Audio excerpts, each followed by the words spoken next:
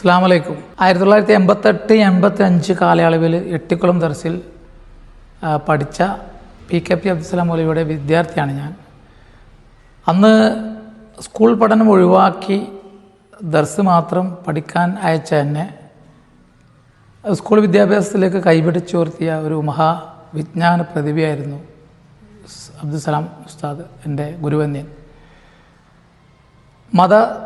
ഭൗതിക സമന്വയ വിദ്യാഭ്യാസത്തിൻ്റെ പ്രായോഗികവാദിയാണ് ഉസ്താദ് എന്നാണ് ഞാൻ സാധാരണ പല വേദികളിലും പറയാറ്.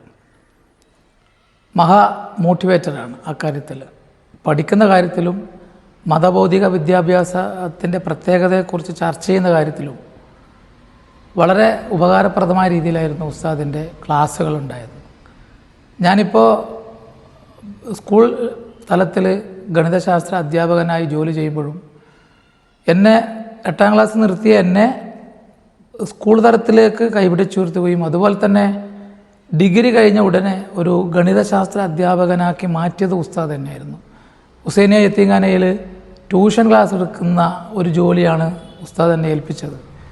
ഞാൻ ഒരു ഓഫീസ് ജോലി ആഗ്രഹിച്ച് കമ്പ്യൂട്ടറൊക്കെ പഠിച്ച് വിദേശത്ത് പോകാനുള്ളൊരു മാനസികാവസ്ഥയിൽ നിന്നും വീണ്ടും എന്നെ ഒരു ഗണിതശാസ്ത്ര അധ്യാപകനാക്കി മാറ്റിയത് എൻ്റെ ബഹുവന്യരായ ഉസ്താദ് തന്നെയാണ്.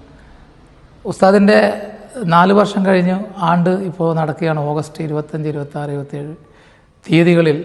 ഈ സമയത്ത് ഇങ്ങനെയുള്ള ഓർമ്മകളാണ് എനിക്ക് വരുന്നത്. ജീവിതത്തിലും വിദ്യാഭ്യാസ രംഗം മാത്രമല്ല, പ്രായോഗികമായുള്ള ജീവിത ശൈലി, വൈകുന്നേരമുള്ള എക്സസൈസ്, ദർസിൽ നിന്നും വൈകുന്നേരം കളിക്കാൻ വിടും, നടക്കണം, പിന്നെ ഭക്ഷണ രീതി, പപ്പായ തിന്നണം, പേസ്റ്റ് ഇന്നത് ഉപയോഗിക്കണം എന്നൊക്കെ വളരെ പ്രായോഗികമായി 40, 30, 35 വർഷങ്ങൾക്ക് മുമ്പ് ഒരു മോട്ടിവേറ്ററും കണ്ടുപിടിക്കാത്ത സമയത്ത് പോലും ഉസ്താദ് ഒരു 40 വർഷം മുമ്പേ നീങ്ങിയ ഒരു വിജ്ഞാന പ്രതിഭയായിട്ടാണ് എനിക്ക് ഉസ്താദിനെ വിശേഷിപ്പിക്കുന്നത്.